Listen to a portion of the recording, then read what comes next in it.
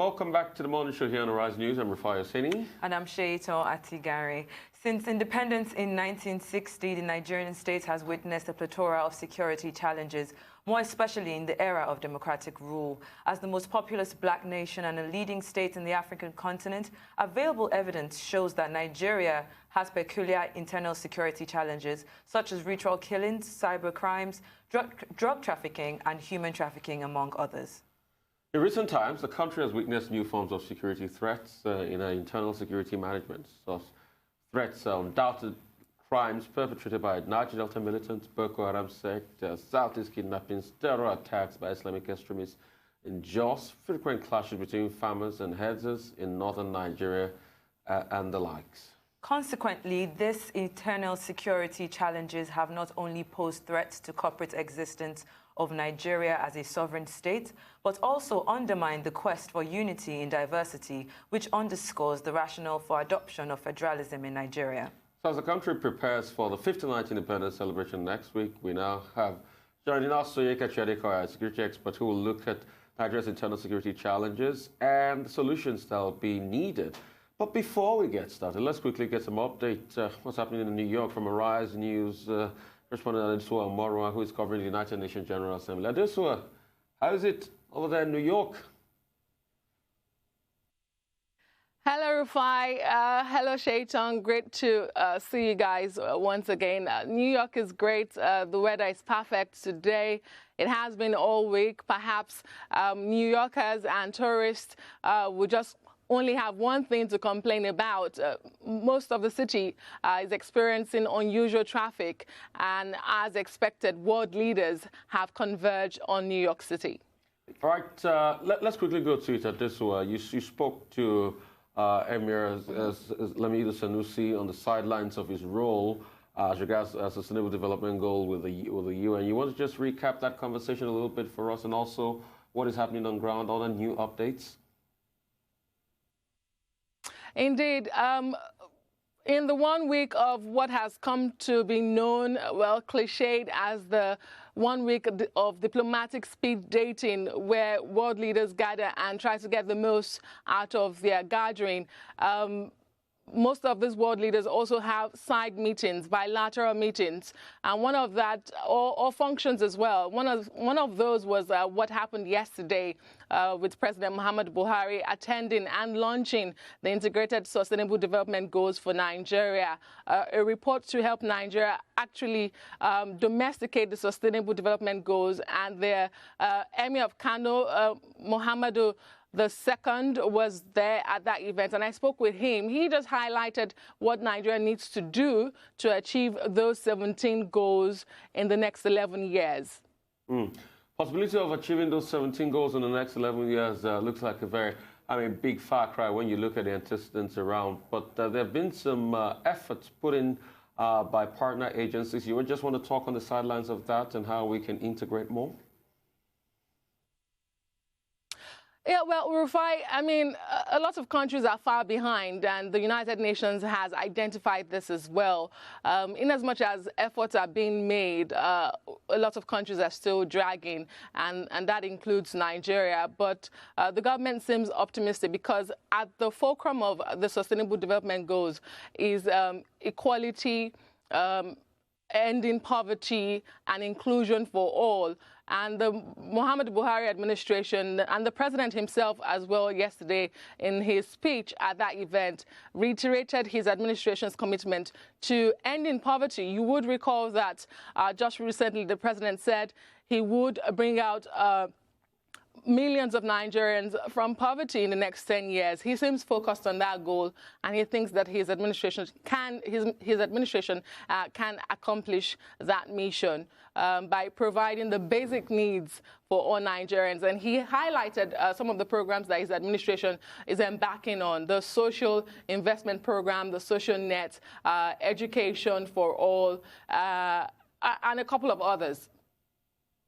Right. Also, let's talk about the part where he talked about planting over 20 million trees to be able to foster the climate conversations. We know that Greta Thunberg made a spirited speech at the Joint Assembly of the United Nations recently. What are the implementable plans on ground as regards that? Have you heard anything on the sidelines we don't know?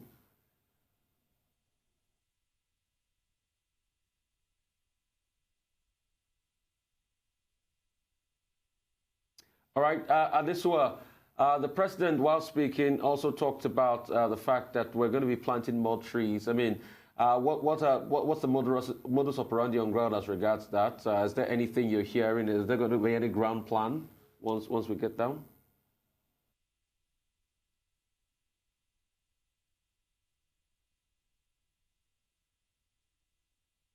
All right, so we'll get back to Adesua real soon, and we'll talk about those issues on the sidelines. But I can't tell you this for free, that Arise News has a robust team down in New York covering the proceedings at the 74th UN General Assembly. We're going to be seeing this, and reporting all the stories to you as it breaks. Coming to you real quickly, I mean, this is on the sidelines of the 74th UN General Assembly. Security and the challenges of security in the country.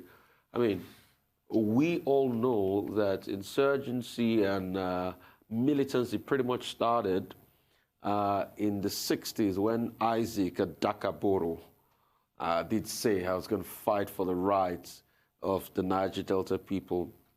I'll come to you on that. Adesua, can you hear me?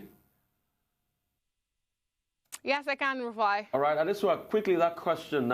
Once again, while the president was speaking, he talked about planting trees, over 20 million trees.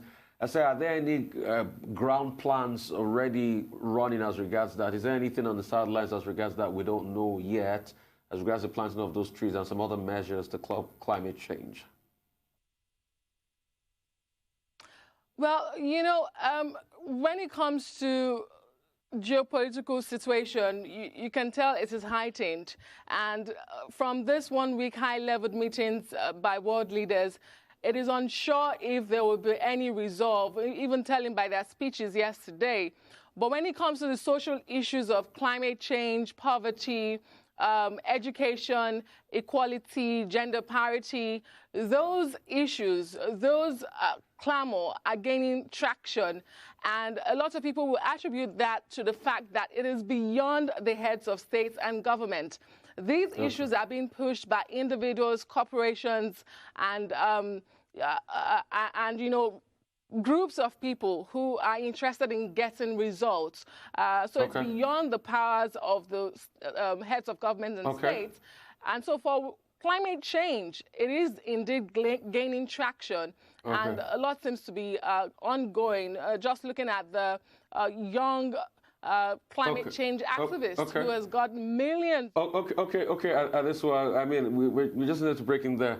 Arise News Channel is the home of breaking news. We've got footage for you now. You can see Boris Johnson just got back from America into the UK. It was a big decision yesterday by the Supreme Court in the UK. Lady Brenda Hill made that decision that what the Prime Minister did was unlawful. It shouldn't have prorogated the Parliament. And you can see Boris Johnson is back to the UK. John Bercow, the Speaker of the House, did say Parliament will convene 11:30 a.m. And we started seeing pictures of lawmakers in the UK, parliamentarians, going there to their parliamentary seats and saying we're ready for this. It's going to be a heated one. I'm sure probably he's going to make his way straight down to the Parliament today in Westminster, and we're going to see how the conversation goes on there. All right, Adesua, just to buttress on climate change issues and the rest as you were talking about. Yes, Rufai, like I was saying, that these social issues such as climate change are indeed gaining traction, and you can expect results in comparison to geopolitical situations that are actually heightened at the moment.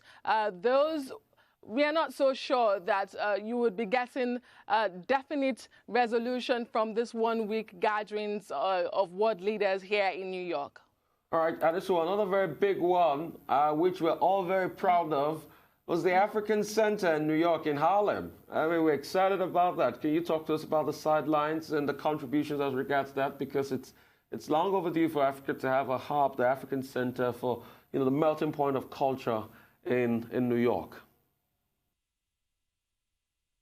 Interestingly, our colleagues, Leila Johnson-Salami and Kachi Ofia, covered that event. I know that a fund was launched for the center to promote the African culture.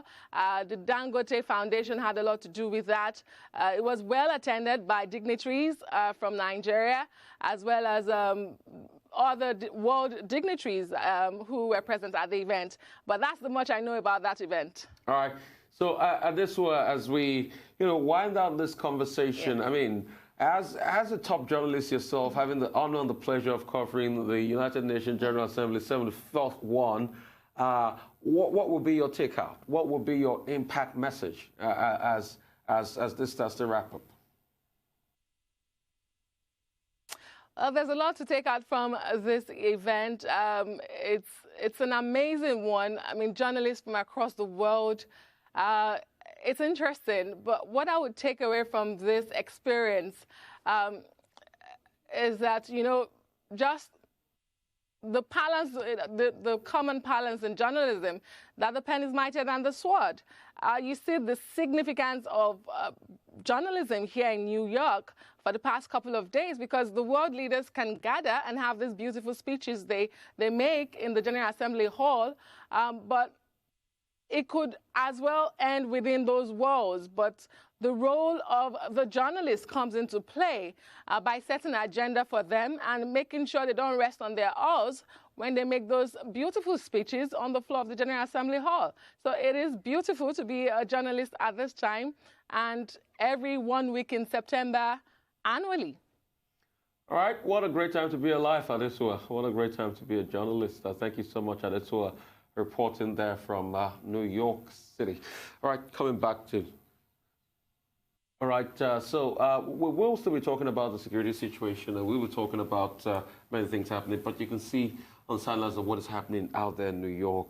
Everybody's ready. Antonio Guterres, the Secretary General of the United Nations, did come out to say that I want world leaders that have real policies to implement, to speak, as regards climate change and some other nascent issues. All right, we'll come back after this quick commercial break. Keep it right here. Welcome back to Arise News. We're still in the studio with Mr. Onyekachi Adekoya, a security expert, who will be looking at Nigeria's internal security challenges and the solutions that will be needed. Now, to go straight into it, I think it was very interesting. We had a meeting with the House of, this head of House of Reps, Mr. Femi Gbajamiamila, with the head of service chiefs. And one of the things that I took away from that was the first time he called the meeting, a few of them were absent. Now, do you think that that just reflects the lackadaisical nature of our security system put in place? And then when the meeting eventually happened, one of the things that they took away from that was there isn't enough funding. Do you think that's the main challenge here? Again, that's typical. I think that we're looking at Nigeria at 59. Okay, and we're just joking offset that a fool at 60 is what exactly? The successive history, checkered history we've had with the military, and the continuous stay of the military within the corridors of power would give off some of this attitude you see. In a democracy, there's something called civil rule, and which means that every instrument and agency of state responsible for security must answer to civilian leadership, which also means that the NSA should be a civilian. See, there was a bit of a fuss over Ogbeni Rauf becoming Minister of Interior. And what we saw was that, interestingly, the Ministry of Police Affairs was pulled out from the Ministry of Interior, which hitherto was under the Ministry of Interior, to be set up on its own.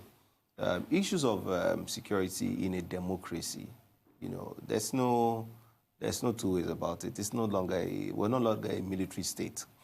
So it's part of the new orientation, which I feel personally that the heads of service in the military and every other paramilitary institution must begin to imbibe. If you're called by the House of Reps, that's a representative of the people. Nigerians have summoned you. You have no other thing to say you are doing other than to answer the call and to comport yourself as a professional that you are, and, you know, submit yourself to whatever discussions they want to have. And interestingly, they were being called for their own good, because there's paucity of funds when it comes to dealing with the issues of security. Nigeria as a whole is suffering from that paucity of funds. You see recently the closing down of the borders. Before the closing down of the borders with Benin, you saw the talk about toothpick.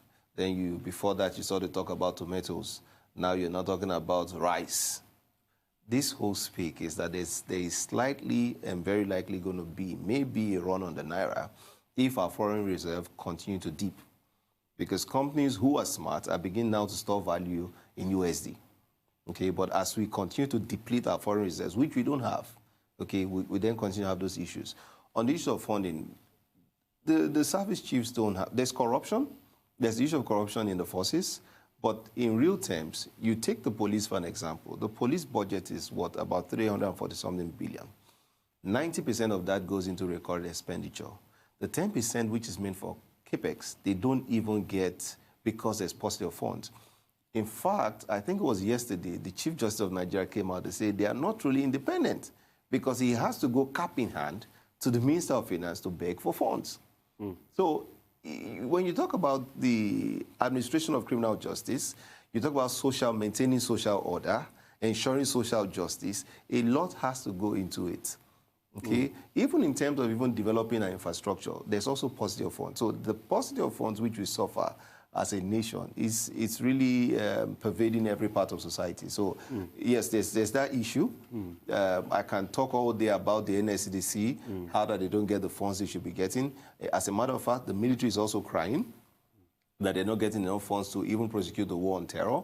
We've seen issues of soldiers doing what you call a tactical withdrawal from the theater of operation. You know, if they feel like they're about to lose grounds, rather than all lose their lives, they do a tactical withdrawal to get reinforcement and then come back. You see, so there are these issues of lack of equipment, poor morale. I mean, you need funds to boost up the morale of the fighting men. Let me just comment here.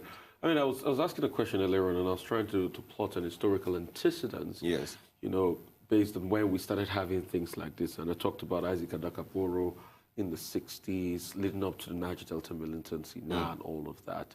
I mean, how do you solve that challenge? We've used the amnesty program, and the amnesty program for common goals worked for Niger Delta militants. But what people are saying, by extension, can you also use that for this insurgency? It's been 10 years running. Nigeria has been at a war for 10 years. You know what that will cost us? That is costing us? So I think the amnesty program is currently being deployed in Zamfara State, if we're following what's happening in Zamfara. It's a new government, it's a PDP government, and they've come out to say, hey, there's no need fighting ourselves. Maybe it's just they understand that the issues are more economic. Because at the heart of every insurgency, at the heart of every criminal enterprise is money. At the end of the day, the bottom line is economic interest. So they have said, can we reintegrate these people back into society? Can we grant them amnesty? Drop your weapons. And I think so far we've seen a bit of a silver lining in Zamfara, in the whole Northwest. So peace is returning gradually to Zamfara because they have adopted that approach. And so in the issue of security, we talk about sometimes the soft approach and the hard approach, where you play the carrot and the stick. But for you to be able to play the carrot, you need a very effective stick. The fear of the stick is enough incentive for the would-be assailants to consider the carrot.